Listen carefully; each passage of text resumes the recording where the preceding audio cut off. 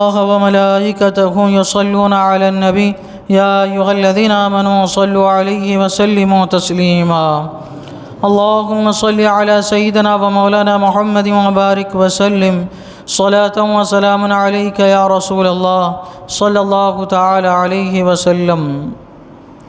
أعوذ بالله من الشيطان الرجيم. بسم الله الرحمن الرحيم. أنزل من السماء ماء فسالت أودية بقدرها فاحتمل السيل زبدا رابيا ومما يوقدون عليه في النار ابتغاء حلية أو متاع زبد مثله كذلك يضرب الله الحق والباطل فأما الزبد فيذهب جفاء وأما ما ينفع الناس فيمكث في الأرض كذلك يضرب الله الأمثال.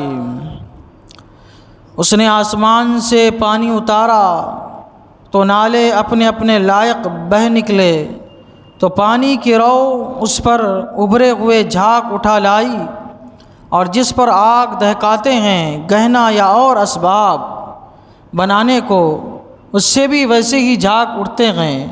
اللہ بتاتا ہے کہ حق اور باطل کی یہی مثال ہے.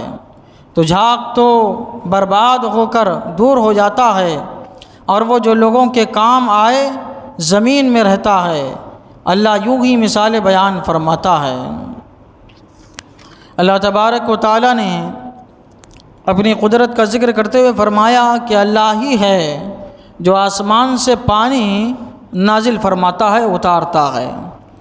ہم مسلمانوں کا تو یہی عقیدہ ہے کہ آسمان سے اللہ کی قدرت سے اللہ کے حکم سے اس کے فضل سے پانی نازل ہوتا ہے اترتا ہے گرتا ہے.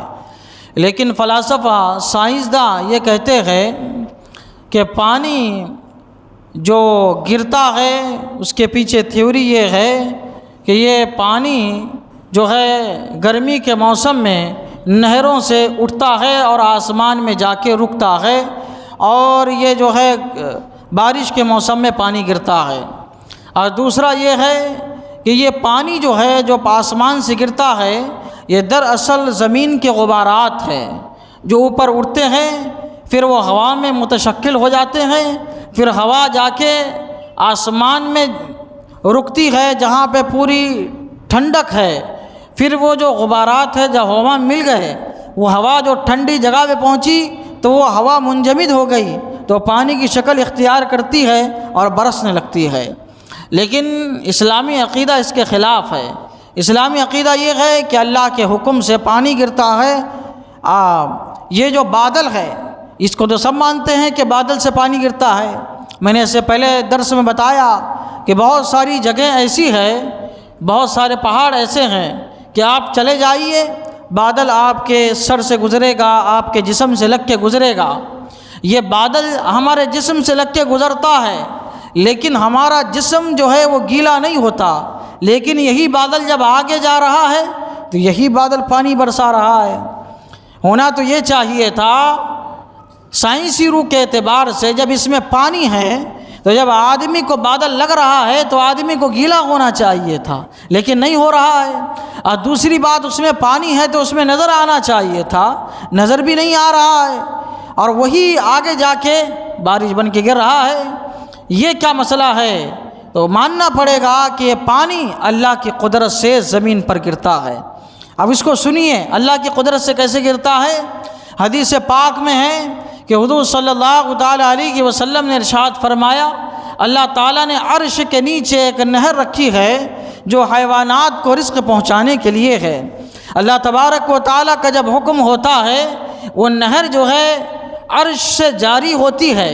پانی کی نہر عرش سے جاری ہوتی ہے پہلے آسمان پر آتی ہے پہلے آسمان سے دوسرے آسمان دوسرے سے تیسرے یہاں تک کہ آسمانی دنیا کی طرف آتی ہے. جب اللہ تعالیٰ کو پانی برسانا کسی جگہ پہ مقصود ہوتا ہے تو پھر وہی پہلے دنیاوی آسمان پہ جو پانی ہے اللہ تعالیٰ کے حکم سے وہ بادل میں آتا ہے اور بادل میں آنے کے بعد زمین میں برسنے لگتا ہے. اب آپ دیکھیے کہ اگر پانی گرنا ہے تو پانی تو ایک جگہ اگر ہم مان لیجیے ایک بالٹی پانی ہے جب ہم اس کو گرائیں گے بکیٹ میں پانی جو گرائیں گے سب ایک ساتھ گرے گا چھنی چھنی ہو کے وہ نہیں گرے گا. تو یہ بادل میں کون سی چھنی لگی ہوئی ہے کہ جب پانی گر رہا ہے تو چھن کے گر رہا ہے؟ گرنا چاہیے تھا تو پورا ایک ساتھ گرنا چاہیے تھا، لیکن جب زمین پہ پانی گرتا ہے قطرے قطرے ہو کے گرتا ہے اور ایک ساتھ منجمد ہو کے نہیں گرتا۔ اس میں بھی اللہ کی حکمت ہے، یہ بھی اللہ تعالیٰ کی بڑی قدرت ہے۔ بادل میں پانی ہے، اگر اللہ تعالیٰ ایک ساتھ پانی گرا دے تو وہ پانی نفع پہنچانے کے بجائے نقصان پہنچائے گا۔ اس سے حیوانات کو نقصان ہوں گے، جاندار کو نقصان ہوں گے، نباتات کو نقصان ہوں گے، جمادات، ہر چیز کو نقصان پہنچے گا۔ اللہ کی قدرت دیکھیے کہ اللہ تعالیٰ کے حکم سے قطرہ قطرہ پانی برستا ہے، کیسے؟ ہر قطرہ ایک ایک فرشتہ لے کر آتا ہے زمین پر، اس کو بتایا جاتا ہے کتنی مقدار تم کو لے کے فلاں زمین پہ لے کے جانا ہے، وہ فرشتہ اتنی مقدار میں اللہ کے حکم سے اتنی ہی مقدار میں وہ لے کے جو ہے فرشتہ زمین کی طرف آتا ہے، اور اس طرح اللہ تبارک و تعالیٰ بارش کو نفع بخش بناتا ہے۔ بارش ہوتی ہے، ہم اس سے فائدہ اٹھاتے ہیں، یہ اللہ تعالیٰ کے بارش نازل کرنے کا نظام ہے۔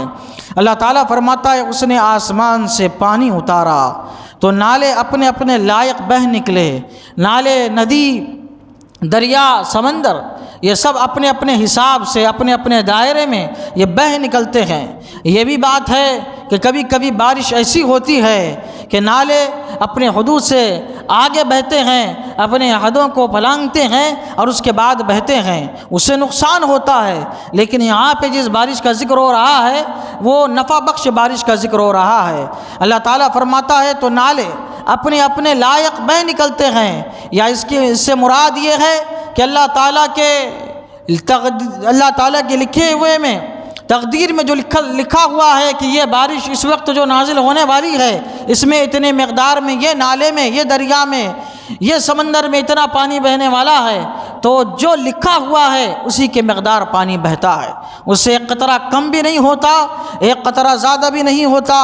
اللہ تعالیٰ فرماتا ہے تو پانی کی رو سے اس پر ابھرے ہوئے جھاگ اٹھا لائی۔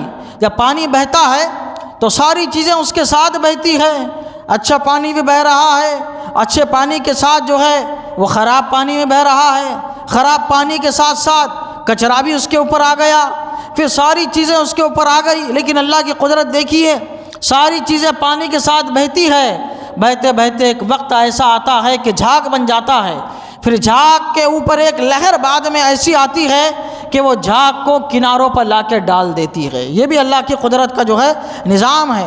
اللہ تعالیٰ فرماتا ہے تو پانی کی رو اس پر ابھرے ہوئے جھاگ اٹھا لائی۔ یہ ایک بات ہو گئی، جھاگ اٹھا لاتی ہے۔ اللہ تعالیٰ دوسری بات ایک ارشاد فرما رہا ہے اور جس پر آگ دہکاتے ہیں گہنا یا اور اسباب۔ پھر اللہ تبارک و تعالیٰ یہاں پہ اپنے معدنیات کا ذکر فرما رہا ہے۔ اے محبوب، ان لوگوں سے پوچھئے کہ یہ زیورات کیسے بناتے ہیں، اپنے برتنے کے اسباب یہ کیسے بناتے ہیں، یہ کیسے بناتے ہیں؟ اللہ تبارک و تعالیٰ فرماتا ہے یہ اللہ کی قدرت سے بنتے ہیں۔ اللہ تبارک و تعالیٰ کی قدرت سے اللہ تبارک و تعالیٰ نے ان کو بنایا، اور بنانے کے بعد کچھ معدنیات ایسے ہیں، کچھ دھات ایسے ہیں جن کو ہم لوگ اپنے زیور کے طور پر، زینت کے طور پر استعمال کرتے ہیں، اور کچھ دھات ایسے ہیں جن کو برتنے کے طور پر استعمال کرتے ہیں، جیسا کہ ہے سونا، چاندی، ہیرے جواہرات، یہ ہم زیب و زینت کے لیے استعمال کرتے ہیں ہم انسان۔ اللہ تبارک و تعالیٰ فرماتا ہے یہ جھاگ جو ہے پانی پر بھی آتی ہے، اور جھاگ جو ہے یہ دھاتوں پر بھی آتی ہے، سونے اور چاندی پر بھی دھات آتی ہے، جھاگ آتی ہے جب اس کو گرم کیا جاتا ہے۔ اللہ تبارک و تعالیٰ فرماتا ہے کہ دونوں پر جو ہے جھاگ آتی ہے، لیکن اللہ بتاتا، لیکن کیا ہوتا ہے جو جھاگ ہے وہ جب اس کو گرم کیا جاتا ہے وہ جھاگ ختم ہو جاتی ہے، گرماہٹ سے کیا ہو جاتی ہے؟ ختم ہو جاتی ہے۔ جو پانی پہ جھاگ آتی ہے، لہر آتی ہے، وہ جھاگ کو کنارے پہ لگا دیتی ہے، اور تھوڑی دیر کے بعد وہ پانی کی جھاگ بھی ختم ہو جاتی ہے۔ اللہ تعالیٰ فرماتا ہے اس میں مثال ہے کیا؟ حق و باطل کی۔ اللہ بتاتا ہے حق اور باطل کی یہی مثال ہے۔ مثلا یہ کہ جو ایمان لے کے آئے گا، ایمان جو لے کے آئے گا اس کی مثال نفع بخش بارش کی طرح ہے، اس کی مثال سونے اور چاندی کی طرح ہے، اور جو منافقت اختیار کرے گا، اس کی کفر اور شرک اختیار کرے گا، اس کی مثال پانی اور یہ دھاتوں کی جھاگ کی طرح ہے جو ایک وقت تو ابھرتی ہے، ایسا لگتا ہے کہ یہ پانی پر غالب آ گئی، جیسا کہ کفر اور شرک ہمیشہ غالب رہنے کی کوشش کرتا ہے اسلام پر، لیکن وہ غالب نہیں رہ سکتا۔ حضور صلی اللہ علیہ وسلم سے لے کے اب تک ایسے ہی ہوا ہے، ایسا لگتا ہے کہ مسلمانوں کے اندر طاقت و قوت کم ہے، مقابلہ ہوتا ہے تو ایسا لگتا ہے کہ ہم کمزور ہیں۔ اللہ تبارک و تعالیٰ فرماتا ہے ان کی مثال اس پانی کے جھاگ کی طرح ہے، ان کی مثال وہ دھاتوں کی جھاگ کی طرح ہے، وہ ابھرے ہیں اور ابھرنے کے بعد ایسا لگ رہا ہے کہ بس یہی ہے، لیکن ایک وقت ایسا آتا ہے کہ یہ ختم ہو جاتے ہیں اور سونا چاندی خالص باقی رہتا ہے اور پانی جو ہے وہ خالص باقی رہتا ہے۔ اللہ تعالیٰ فرماتا ہے تو جھاگ تو دور ہو کر رہ جاتی ہے اور وہ جو لوگوں کے کام آئے زمین میں رہتا ہے، چاہے سونا چاندی ہو چاہے پانی ہو، وہ زمین میں رہتا ہے۔ اللہ تعالیٰ فرماتا ہے، اللہ یوں ہی مثال بیان فرماتا ہے۔ ہم کو اس مثال سے درس حاصل کرنا چاہیے، اللہ کی قدرت کاملہ پر اپنے ایمان کو مزید پختہ کرنا چاہیے۔ اللہ تعالیٰ ہم سب کو دین اسلام پر قائم و دائم رکھے اور اسی پر ہم سب کا خاتمہ فرمائے۔ اشہد ان لا الہ الا اللہ واشہد ان محمدا عبدہ ورسولہ وصلی اللہ تعالی علی سیدنا محمد وعلی آلہ وصحبہ اجمعین برحمتک یا ارحم الراحمین۔